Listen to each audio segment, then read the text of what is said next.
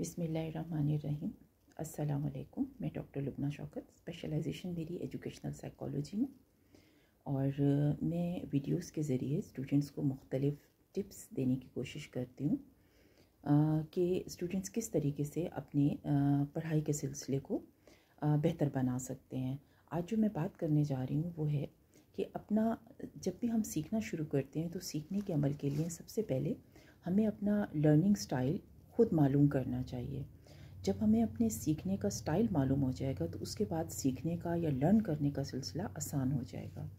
Learning style का मतलब ये है कि हर फ़र्द दूसरे फ़र्द से मुख्तलिफ होता है और तमाम स्टूडेंट्स एक तरीके से चीज़ को सीख नहीं सकते, एक तरीके से चीज़ को पढ़ नहीं सकते, समझ नहीं सकते। क्लास में टीचर जब लेक्चर देता है या पढ़ा रहा होता है या पढ़ा रही होती है तो उस सूरत में कुछ स्टूडेंट्स ऐसे हैं जिनको टीचर की बात लेक्चर के थ्रू समझ आ जाती है। कुछ स्टूडेंट्स ऐसे होते हैं कि उनको बात समझ तो आती है, वो नोट्स भी लेते हैं, लेकिन उन्हें उस तरीके से कम्प्लीटली बात नहीं समझ आती कि वो उसको ज़हन नशीन कर लें और रिकॉल करके या पेपर में बेहतर अंदाज में लिख सकें। तो ये स्टूडेंट बाज़ औक़ात परेशान हो रहे होते हैं कि आखिर ऐसा क्यों हो रहा है। इसमें ऐसा कोई मसला नहीं है कि किसी स्टूडेंट का IQ लेवल कम है या किसी स्टूडेंट की समझ कम है। असल में सिर्फ बात यह है कि हर स्टूडेंट का लर्निंग का सिलसिला, सीखने का सिलसिला दूसरे स्टूडेंट से डिफरेंट होता है। हर तालिब इल्म का जहन जो है वो सिर्फ लेक्चर से, डिस्कशन से या टीचर के जो थॉरो स्टाइल है जिससे वो चीज़ें समझा रहा होता है या समझा रही होती है, हर स्टूडेंट उस तरीके से उसको पिक नहीं कर पाता। उसके लिए तालिब इल्म को पहले ये चाहिए कि वो ये देखे कि उनको कौन सा तरीका सूट करता है जिससे वो बेहतर पढ़ सकते हैं। कुछ तालिब इल्म ऐसे होते हैं कि वो ये चाहते हैं कि क्लास में डिस्कशन हो, सवाल व जवाब हों, और वो जहाँ पर उन्हें लग रहा है कि ये चीज़ उन्हें समझ नहीं आ रही तो उस सूरत में वो सवाल करें और टीचर उनके सवालों का जवाब दे सकें। तो उस सूरत में वो अपने टीचर से बात कर सकते हैं और बात करके वो डिस्कशन करके या सवाल करके उस चीज़ के बारे में मालूमात ले सकते हैं, और इस तरीके से जहाँ पर उन्हें लगता है कि चीज़ नहीं समझ आई या कोई कमी रह गई है तो वो टीचर से सवाल करके पूछ सकते हैं।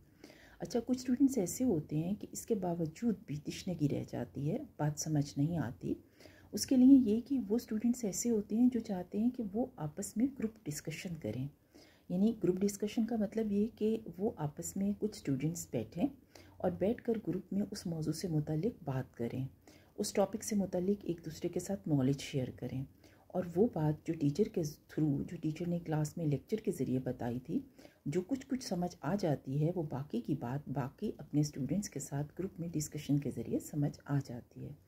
कुछ स्टूडेंट्स ऐसे होते हैं जो कि वीडियोस के ज़रिए, जो मुख्तलिफ वीडियोस जो हैं वो नेट पर पड़ी हुई हैं, किसी टीचर का कोई लेक्चर है उससे मुतालिक, उन्हें टीचर के लेसन के साथ या लेक्चर के साथ साथ उन वीडियोस से हेल्प लेकर भी समझ आ जाता है।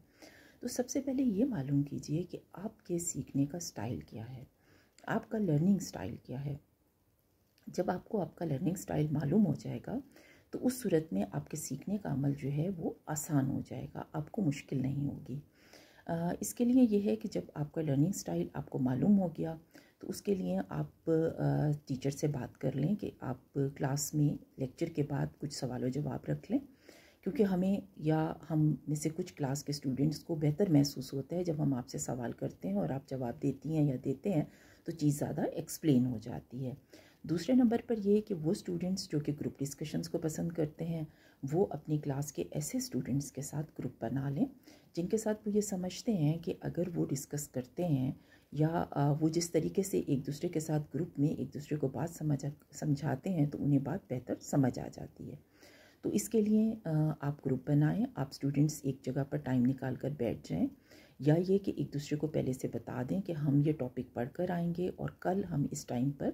या रात में किसी वक्त हम चैट करके या हम जो है व्हाट्सएप पर या किसी भी व्हाट्सएप ग्रुप के थ्रू हम इस टॉपिक पर बात करेंगे। और वही लेसन जो कि क्लास में टीचर ने बताया होता है, जब आप व्हाट्सएप ग्रुप पे डिस्कशन करते हैं और मुख्तलिफ अपने ग्रुप मेंबर्स की ज़बान से उनके लफ्ज़ों में बात सुनते हैं तो आपको बात समझ आ जाती है। तो इट मीन्स के बात वही है, लेकिन ये कि आपका सीखने का स्टाइल ये है कि आप ग्रुप डिस्कशन चाहते हैं। आपको लगता है कि आप वीडियोस के ज़रिए सीखते हैं तो उसके लिए फिर आप यूँ करें कि आप घर जाएं, जो लेक्चर आपने पढ़ा है या जो मालूमात आपने जो है वो मज़ीद उसको समझना है तो उसके लिए आप ऐसा करें कि आप घर जाके उससे रेलेवेंट लैपटॉप पर वीडियोस ऑनलाइन सर्च कर लें, उन वीडियोस को निकाल कर रखें, और जब आप पढ़ना चाहें उस टॉपिक को या उस मटेरियल को जो आप पढ़ना चाहते हैं, तो वो तमाम वीडियोस जो हैं 1 बाय 1 सुने, अपने पेज के ऊपर तमाम चीज़ें जो हैं वो नोट डाउन कर लें, और उसके बाद वीडियोस के थ्रू उसको समझने की कोशिश कर लें। तो ये हैं मुख्तलिफ़ तरीके जिसमें आप अपनी लर्निंग को बेहतर कर सकते हैं। और लर्निंग के लिए तरीका वही है कि सबसे पहले इरादा बांधें, अल्लाह मियाँ से दुआ करें कि आपको अल्लाह मियाँ मजबूती के साथ सीखने की तौफीक अता फ़रमाए। और उसके बाद आपने जो स्टेप है कि आप या तो टीचर से बात करेंगे कि वो बाद में सवाल व जवाब करें, या आप ग्रुप बनाएंगे, या आप ऑनलाइन वीडियो सर्च करेंगे, या आप कुछ लोग ऐसे होते हैं जिनको लिख कर चीज़ें ज़्यादा याद रहती हैं, तो आप ऐसा भी कर सकते हैं कि आप जो है वो पहले टेक्स्ट से पढ़ लें या अपनी असाइनमेंट को पढ़ लें, उसको छोटे छोटे पार्ट्स में याद करें और उसको साथ साथ लिखते चले जाएं। तो ये भी एक तरीका है जिससे आप जो है वो ज़्यादा बेहतर जो है वो याद रख सकते हैं।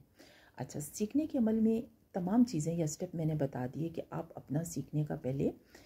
स्टाइल मालूम करें और उसके बाद सीखें, तो आपके लिए सहूलत हो जाएगी। लेकिन सीखने में हर चीज़ जब आपने सीख ली तो उसका रिव्यू ज़रूर करें, उसका इआदा ज़रूर करें। इआदा का मतलब ये है कि जब आपने सीख लिया है तो आप कुछ दिनों के बाद, 2 दिन बाद, 3 दिन बाद या 4 दिन के बाद उस चीज़ को दोहराएं कि मैंने क्या पढ़ा था। अगर वो चीज़ आपको समझ आ गई है तो आप उस चीज़ को रिव्यू कर लेंगे, उसको दोहरा लेंगे।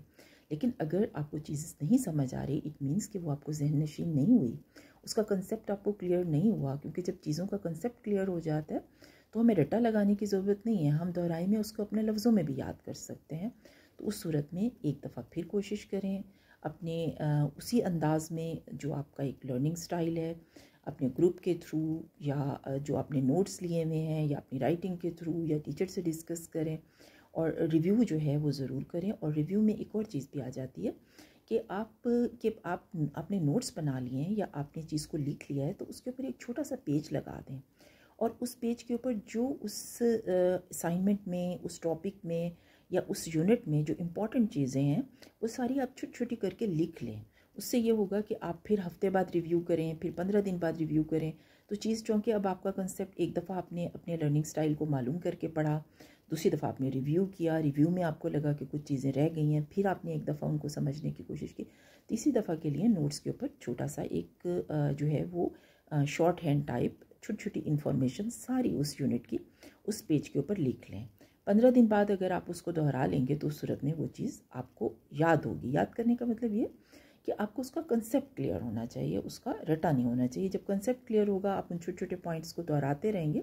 यानी जो आपका यूनिट है या आपके असाइनमेंट है या आपका जो आपने याद किया है उसके ऊपर एक छोटा सा पेज लगा के उस पेज के ऊपर तमाम मालूमात बिल्कुल जो उनके मेन पॉइंट्स हैं वो वहाँ पे आप नोट कर लें। उसके बाद आपको चूँकि जहन नशीन हो गई हैं, आपके कंसेप्ट क्लियर हैं, तो आप उसको पहले हफ्ते बाद रिव्यू कर लें, फिर 15 दिन बाद और फिर एग्ज़ाम से पहले, तो उस सूरत में आपके लिए सहूलत रहेगी।